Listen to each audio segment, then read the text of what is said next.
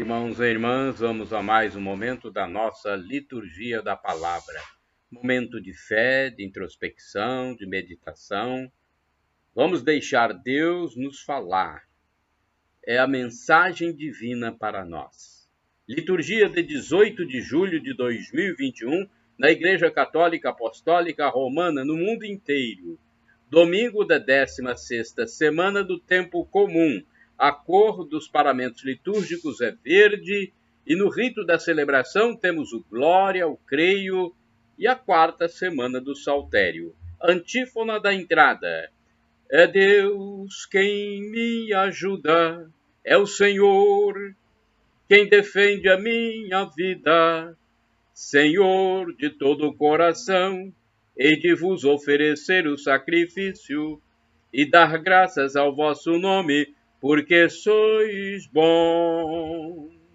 Trecho do Salmo 53, versículos 6º e 8º. Oração do dia. Ó Deus, sede generoso para com os vossos filhos e multiplicai em nós os dons da vossa graça, para que, repleto de fé, esperança e caridade, guardemos fielmente os vossos mandamentos. Por nosso Senhor Jesus Cristo, vosso Filho, na unidade do Espírito Santo. Assim seja. Primeira leitura do livro do profeta Jeremias, capítulo 23.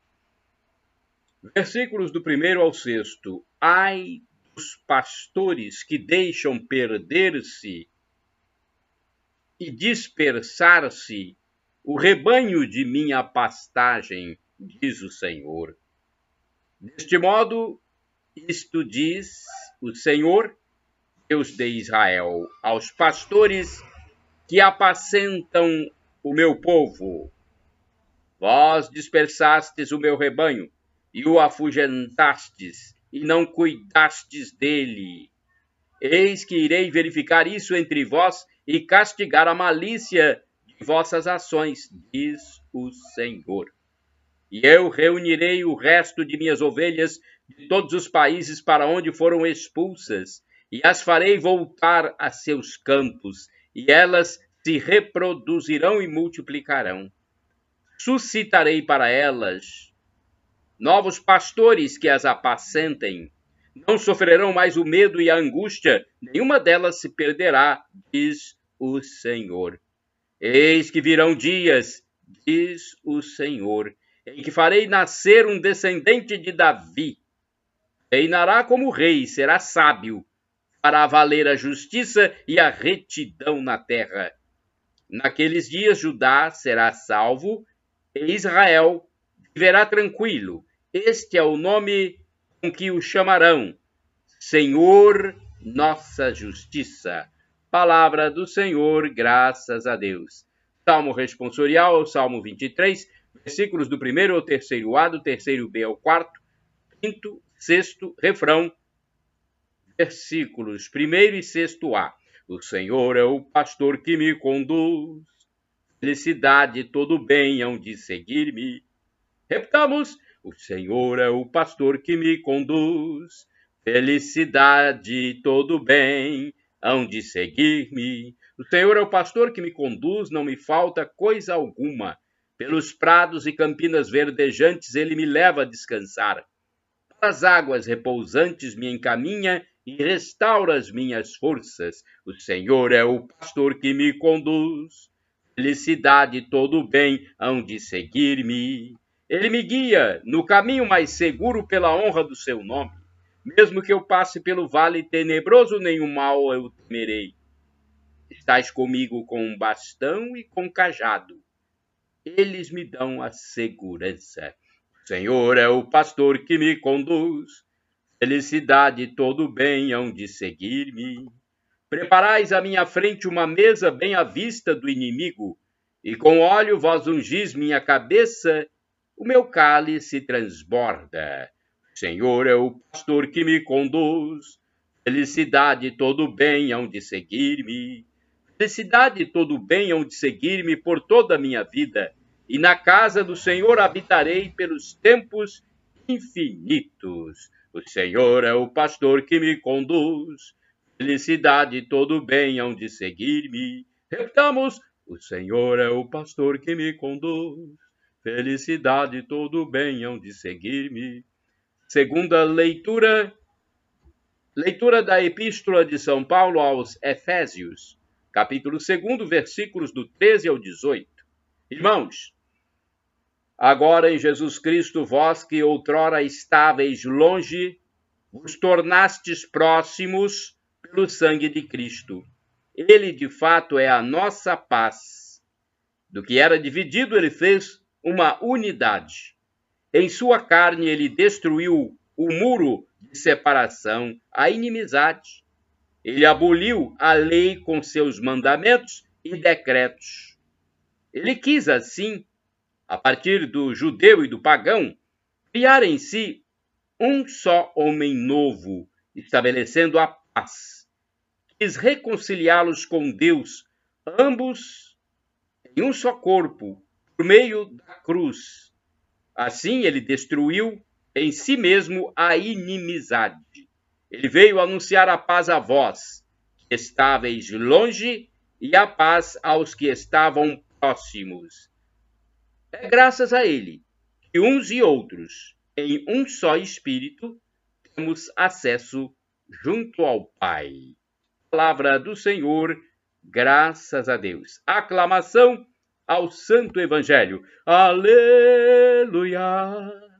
Aleluia, aleluia, aleluia. Minhas ovelhas escutam minha voz, estão elas a escutar. Eu conheço então minhas ovelhas, que me seguem comigo a caminhar. João, capítulo 10, versículo 27, é de onde foi tirado esse texto. Aleluia, aleluia, aleluia, aleluia. Evangelho de Jesus Cristo segundo São Marcos, capítulo 6, versículos do 30 ao 34. O Senhor esteja convosco, Ele está no meio de nós. Proclamação do Evangelho de Jesus Cristo segundo São Marcos. Glória a vós, Senhor. Pelo sinal da Santa Cruz, livra-nos Deus nosso Senhor dos nossos inimigos.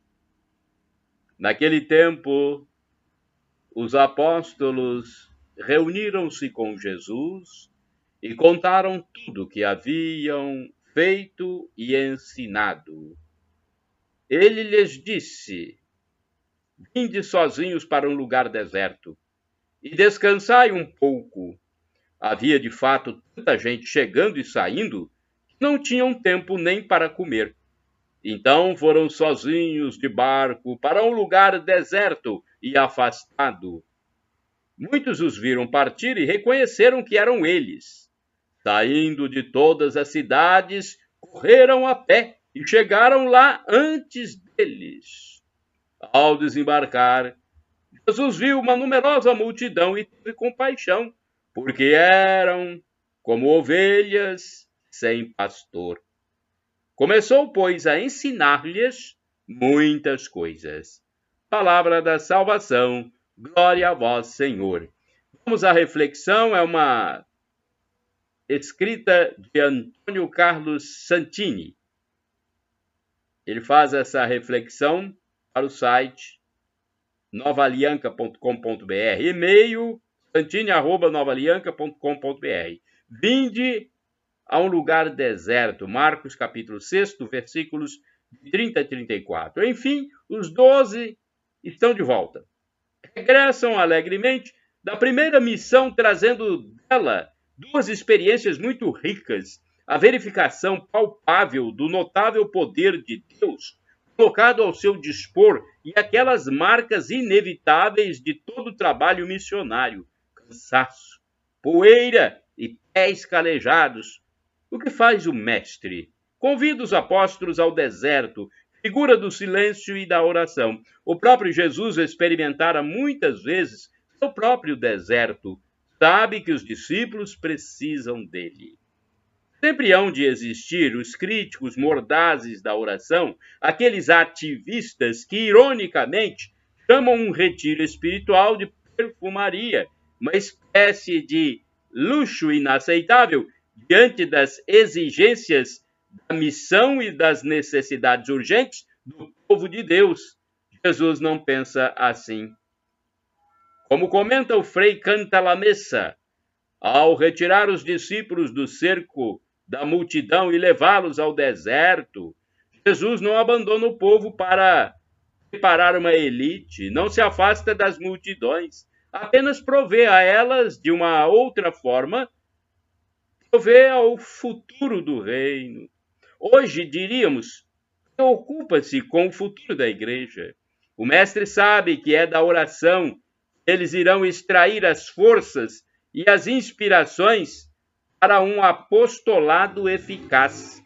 Nessa formação dos futuros cabeças das comunidades, prossegue Cantalamessa, Jesus alterna a ação, o envio da missão, e a contemplação, o contato com a multidão e a solidão com ele. Nesta última, ele os educa. A oração é um desses momentos em que ensina aos discípulos o Pai Nosso, conforme Lucas 11, versículos 1 e seguintes. De tal forma, pouco a pouco, remove deles o ânimo inato de mercenários e cria neles a alma do pastor, daquele que está pronto a oferecer a vida pelas ovelhas e pelo reino, conforme Evangelho de Jesus Cristo, segundo São João, capítulo 10, versículos do 12 e seguintes. Desde os anos 60, uma febre de ação apoderou-se dos ministros da igreja, temerária, aposta nos recursos humanos e nos projetos que brotam do cérebro intelectualizado. O resultado é conhecido: fracasso, cansaço, decepção e fuga do rebanho. Sem falar na fuga dos próprios pastores que acabaram abandonando o seu ministério. Parece que começou uma mudança, ou melhor, uma volta à tradição, onde estava gravado no mármore o binômio beneditino ora et labora. Ora et labora. Nesta ordem, pois, é da oração que brota um trabalho frutuoso. Vários seminários se dedicam a orientar os futuros pastores nos caminhos da espiritualidade. Um deserto que promete fartas colheitas. Irmãos e irmãs, orai sem cessar. O Senhor guiou o seu povo no deserto. Salmo 136, versículo 16. Vamos agora ao santo do dia. Antes eu quero dizer que podem utilizar à vontade os vídeos e textos que estão nos meus endereços eletrônicos para evangelização. Nossa missão é tentar salvar as almas. Muito ateu hoje no mundo. Não é só no Brasil, não, no mundo todo, infelizmente. Muitos ateus, muitas ateias, pessoas que não creem em Deus. E, infelizmente, se nós formos nos ater à Bíblia, essas pessoas, no dia da volta de Jesus, vão para o inferno. E nós queremos fazer com que esses nossos irmãos, essas nossas irmãs, se convertam a tempo. Porque não se sabe quando Jesus vai voltar. Ele vai voltar sem marcar uma data ou hora. Então vamos transmitir essas mensagens de Deus para tentar salvar o maior número de almas possível. Nós queremos todos entrar no paraíso quando Jesus voltar. O texto a seguir é do padre Evaldo César de Souza, missionário redentorista, que escreve para o site a12.com. Conforme eu já disse, nas minhas páginas, nos meus endereços eletrônicos, podem usar à vontade. Eu tenho o blog, repórterpaulomaciel.blogspot.com, tenho o canal no YouTube, Paulo Roberto Maciel, o instagram.com/Paulo Roberto Maciel 6/, e o facebook.com/Paulo Maciel da Rádio. Santo do dia 18 de julho, Santo Arnolfo de Metz. Arnolfo nasceu em Metz, na antiga Gália, atual França, no ano 582. A sua família era muito importante e fazia parte da nobreza. Ele estudou e casou-se com uma aristocrata com a qual teve 2 filhos. Nesta época, a região da Gália era dominada pelos francos e era dividida em diversos reinos que guerreavam entre si. Um dos reis da região, conhecendo a fama da conduta cristã de Arnolfo, o tornou como seu conselheiro. Confiou-lhe também a educação de seu filho, Dagoberto, que se formou dentro dos costumes da piedade e do amor cristão. O preparo fez de Dagoberto um dos reis católicos mais justos da história. Pelo trabalho zeloso que exercia, foi nomeado bispo, mas não queria aceitar. Conta a tradição, lançou um anel no rio, dizendo a Deus que, se ele fosse digno do episcopado, fizesse o anel retornar. Alguns dias depois, o anel foi encontrado no ventre de um peixe. Naquele tempo, as questões dos leigos e do celibato não tinham uma disciplina rigorosa e uniforme dentro da igreja, que ainda seguia evangelizando a Europa. Por isso, mesmo casado, Arnolfo foi bispo, e um de seus filhos tornou-se padre. Depois de algum tempo, Arnolfo abandonou o bispado para ingressar num mosteiro. Desta maneira serena, Arnolfo viveu o resto de seus dias dedicando-se às orações, penitência e caridade. Morreu no dia 18 de julho de 641. Reflexão. Arnolfo era um homem de fé inabalável, correto e justo. Numa época onde a disciplina da igreja ainda estava sendo formada, Arnolfo soube conjugar sua vida pública com seus compromissos com a evangelização. Foi um homem do seu tempo preocupado com as pessoas. Sempre procurou encontrar soluções humanas e cristãs para os problemas do seu povo. Que nós também saibamos ocupar nosso lugar na sociedade, levando a todos os ambientes a boa nova de Jesus Cristo. Oração. Deus de amor e misericórdia, que cumulaste São Arnolfo com seus melhores dons, dai-nos seguir seu exemplo e imitar suas ações, levando os homens e mulheres ao compromisso cristão com as questões do tempo atual. Por Cristo nosso Senhor. Amém. Santo Arnolfo de Metz, rogai por nós. Shalom Adonai, uma expressão hebraica que significa a paz de Deus. El Shaddai significa Deus onipotente, Deus todo-poderoso. Ele proverá. Se for para o seu bem, ele providenciará. E Maranata, como dizem os protestantes ou evangélicos, nossos irmãos separados, ou Maranatá, como dizemos nós católicos. Não importa. O significado é o mesmo. Vinde, Senhor Jesus, vem, Senhor. Senhor, vem. É do dialeto de Jesus, o aramaico. Estamos clamando pela vinda de Jesus. Ele vai voltar.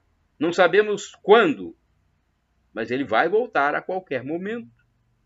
Temos que estar preparados. Arrependa-se dos seus pecados. E o sofrimento de agora nem se compara com a glória futura que será revelada em nós, na volta de Jesus para o julgamento final, o juízo final. Para isso, então, temos que estar reconciliados com Deus. Shalom Adonai, a paz de Deus. Confesse seus pecados, não morra em pecado grave, para que Jesus possa, então, julgar você e a mim e a todos com benevolência e nos introduzir no paraíso, onde haverá felicidade em plenitude.